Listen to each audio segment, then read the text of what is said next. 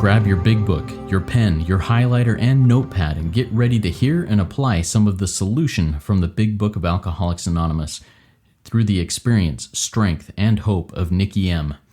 To have a question addressed in a future episode of Noodle It Out with Nikki, please send an email to noodlewithnikki@gmail.com, and Nikki is spelled with 2 Ks. To get a more interactive experience with Nikki as she noodles out life and recovery questions using the Big Book of Alcoholics Anonymous, you can get a link to her weekly Noodle It Out with Nikki meeting held live on Zoom every Monday morning at 9 o'clock Eastern Time. The information to that meeting is in the show notes of this podcast.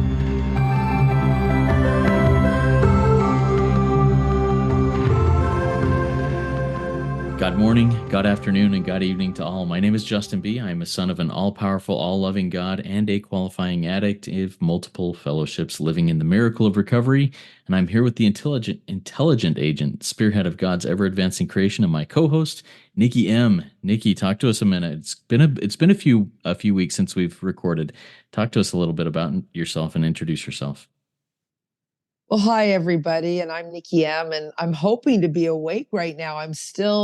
Jet lag is a real thing. And then I come home and I start just doing whatever I want because I've been undisciplined. And so I've been loud in my food. I was a month away. Some of you, if you are new, welcome to what we do here at Noodle with Nikki. But I live part of the time in Luxembourg with my boyfriend and most of my life here in Toronto. And I came home and the neighbors' renovations and resentments and, all my things I should not be indulging in, like my mom's late night munchies that a 78-year-old can have, but me, that's cause for arthritis. So I'm just here, excited to get disciplined again with my friend Justin B. I'm Nikki. I'm a grateful member of many fellowships. Awesome, Nikki. It's good to have you back and back into, life in Toronto for you. All right. So for those of you who are new to this, Noodle It Out with Nikki M is a part of the RICO 12 family of recovery resources. We have a couple of other things going on. We've got a Big Book Roundtable that Nikki, David G, and I record and post every week.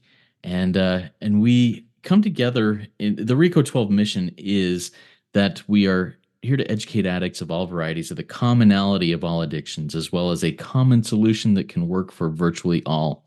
We subscribe to the idea in the Big Book of Alcoholics Anonymous that rarely have we seen a person fail who has thoroughly followed our path, and we also have a goal of reducing or eliminating the stigma or shame that accompanies addictions of all kinds. These are just a few of the things that we're working at here at RICO 12. And we are a self-supporting service, and we really appreciate donations to help us continue to share this message of hope with as many people as have the opportunity to do that. So if you feel prompted to do so, please consider going and donating. You can do that at rico12.com/support. All of those links will be in the show notes of this podcast, and we just appreciate that. This project, called Noodle It Out with Nikki M, is an exercise and deep dive into finding solutions to questions, issues, and things we encounter in everyday life out of the Big Book of Alcoholics Anonymous. We will bring a couple of questions from our own lives, from the lives of people we work with in recovery, and from the listening audience to the Big Book. So if you have a question out there that you'd like us to address, send us an email at noodlewithnikki@gmail.com. We'll get to that. But get your big book out and get ready to run around it and make some notes. I got my big book right here and I'm ready to go. Nikki, the question we're going to address in today's recording is the following. And I heard this in the Noodle It Out with Nikki meeting that you hold every Monday morning at 6 o'clock Pacific, 9 o'clock Eastern. And this question was brought up, and here's the question. What does having a sponsor, or what does sponsorship look like after I have finished my 12 steps? What does the book say, Nikki?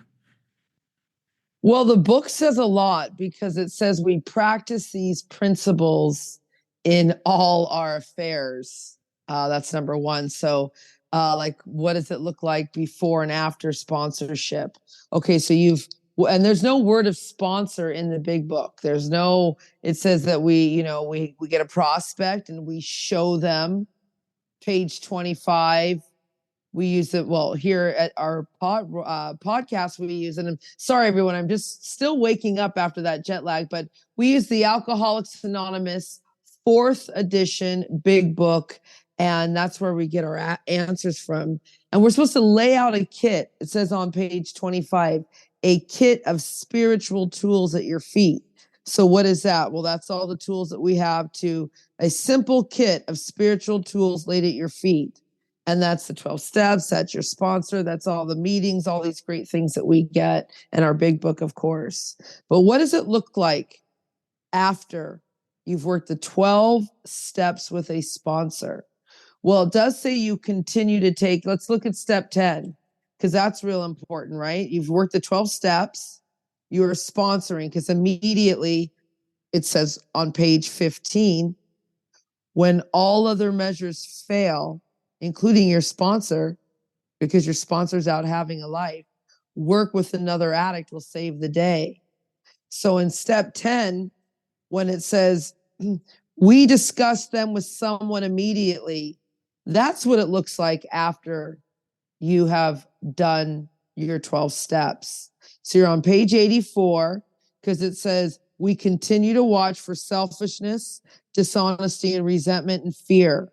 And you do that, all day, every day, because working a 10th step in order to continuously take personal inventory, you need to work all 12 steps all day, which means you need to admit, your life is powerless, believe in this power, take a sincere position, continue to look at your inventory, admit to somebody else. And that's what it says. So when you need to admit to somebody, that's what it looks like after you've worked your 12 steps and you have a sponsor. Something's going on in your life. You need help differentiating the true from the false because you're being driven by your selfishness, your fear, all these things. And so when it crops up, you ask God, are you guys doing that? Because you're supposed to ask God the spiritual principles to remove it. And when you can't, then you discuss, if need be, you discuss them, these fears, these, whatever you need to do, whatever crops up, you discuss it with your big book sponsor or the properly appointed authority too, right? Your big book sponsor may not be you may have a criminal charge. Your sponsor, you need to go to a lawyer. You may owe $100,000 in back taxes. You may need help with your marriage. Your sponsor's not, your marriage counselor. So remember that someone doesn't say necessarily sponsor. It's a properly appointed authority, which a lot of this time is your moral inventory. So you need that. So what does it look like after the 12 steps? Well, it looks like, let's turn to page 152, everybody. Looks like this. It looks like a substitute. That's what it looks like. A substitute for what? Your drugs, your alcohol, your food. It says it's a fellowship, and that's where you're going to find your sponsor, right? In any anonymous. And then what does it look like? Because the question was, what does sponsorship look like after you finish your 12 steps? Well, it looks like you and your sponsor and your sponsees are going to find release, right? From your care, your boredom, and your worry, because you're going to go for fellowship, right? It's a fellowship. Your imagination's going to be fired because you're not going to think about what you need to do, because Monday night's your home group. After home group, you guys usually go out for tacos and, whatever it is, Taco Tuesday, and you're hopefully your sparkling water and not too much of that diet pop. I love Diet Coke. I mean, it's a sin, but I do love it because it's filled with so much stuff. And then it says here, see, the most satisfying life's going to mean something. And then, it says you're going to make lifelong friends. That's what's going to happen after you finish your 12 steps. You're going to, because you've escaped disaster together. That's all on page 152. What's going to happen after you finish working the 12 steps? You're going to commence shoulder to shoulder your common journey of sponsoring, your common journey of, hey, what's happened, sponsor? I've got this sponsee. And you're going to call your sponsor, and you're going to basically do what Jess and I do. You're going to noodle it out. You're going to take them to more. Hey, you're going to maybe seek more of God in the big book. See, that's what I'll do. I'll meet with my sponsees once a week, and I'll be like, let's start with your sponsees. Do you have a sponsee? And they'll be like, no. And I'll be like, well, then let's not meet, because you're not sponsoring. You're not even working a 12-step program. So really, what is there to discuss? You're having problems getting a sponsee. Let's discuss that. Are you going to meetings where, or are you just going to only meetings where people are recovered and no one needs a sponsor? What's your method? Where are you going? As my sponsor, I like to say, fishing or sponsees. You go fishing, right? And then it says you're going to learn to love your neighbor as thyself. The other thing you're going to do, it's on page, it's on page 159. Turn there. It says, seeing much of each other, scarce an evening passed at someone's home did not shelter a little gathering. I mean, that's another thing you're going to do. My sponsor picked me up the other day and he's like, let's go for noodles. Now I collect sponsors and sponsees. So, but that's what we'll do. Tonight we have a home group. We started a meeting. So tonight we'll meet, I have two of my sponsors there. So that's cool too. So that's what we'll do too. Well, and it says right here, we're gonna get a little gathering, but here's what we do. We are going to constantly think how we might present our discovery to some newcomer. So our meeting's on a Monday, and my sponsor loves to do food events. And so he's like, are we going to do Thanksgiving turkeys? Can we use the kitchen at the Salvation Army? Thank God we're in good standing because we've done events there before. So sure, they'll let us use it. Just got to make the arrangements with, the pastor and the team. And there we go. We're constantly thinking about how we're going to present our newcomer. Yeah, that's right. Oh, what happened too with my sponsor and my sponsee, because I'm her sponsor the other day, and my grand sponsee, she had a car. We went and picked up a case of big books for our Monday night meeting. We started a meeting. That's what it looks like after 12 steps. You start an in-person meeting with your new team because the meeting you've been going to before wasn't working. And people are dying, and they don't want your suggestions of only speaking big book, or they don't want your suggestion of rather than reading all traditions every week, maybe just one tradition a month, and they're not listening. So then go start your own meeting with your sponsors. You see that that's what it looks like, and I think a lot of the time it looks like page 86 too, Justin, and maybe you have some noodling out that you want to talk about, but it says here it's like, if circumstances warrant, we ask our wives, husbands, friends to join us in morning meditation. Maybe you do that with your sponsor. Maybe you meet it up for a morning meditation once a week. Oh, maybe your sponsor is what? Oh, you're native and they're Muslim. Maybe they'll teach you their morning prayers. It's really radical, right? Like, maybe they'll give you some books. My sponsor certainly did. He gave me not only the big book, but he actually gave me How It Works in Al-Anon. So he gave me some other books too. It's really like, this is radical. That's what it may look like. So cool, right? Like the answers they're all in here. Yeah, thanks, Nikki. And I have a kind of a follow-up question, an exploratory question that I don't think the answer is going to be found. Well, maybe it is in the big book. Um, but and without getting too prescriptive, meaning, too itemized in what I need to do or what I should expect to do or whatever. But how often do you recommend that somebody, when that you sponsor, quote unquote, finishes up and gets their hard hat and gets out to work in recovery, how often do you recommend that they reach out and touch bases with you as their sponsor after that point? Okay, that's a good question. So there is no timeline, as you know, because everyone's like, how fast or how often. It talks about it next launch. I think we talked on it on a previous podcast. And so my recommendation is, of course, you have to get them through the steps so quickly because they have to learn this, be shown this, so they can rinse and repeat it. That's the way out, is working all 12 steps all day. And again, we talk about it a lot. Page 15, when all other measures fail, when all human aids do not work, work with another addict will save the day. So then, now I'm done the 12 steps. You're done the 12 steps. You're going to go out and you're going to be scheduling these appointments with your new sponsee. See, I've got someone I'm going to work with. So our time is already is already booked up because I've filled those spaces in where I would meet you quite often with somebody else who's dying. But what I will do, I'll say, let's meet once a week. Now, I'm only going to meet with you if you're sponsoring. There's no point.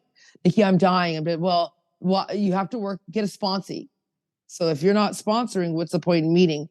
So I recommend once a week. And then what happens is literally they get so busy, I get so busy. So it's like, how about we go to every other week?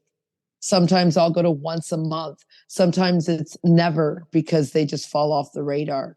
Sometimes it's never because, as I've had someone tell me, Nikki, you don't understand food addiction. It's like, wait, I take you through the steps for all addictions. I mean, that's, the method I use, Justin. That's the very first top paragraph is circle all these addictions. And I mean, it goes right down to self-harm. If you're cutting yourself, like we covered food too, madam. And so now this person has drifted off. They've went and worked with someone else, and that's fine.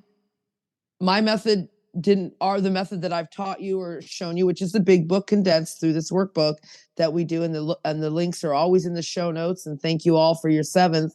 Is that if it's not working for you and you try another way, then let me know that works out for you.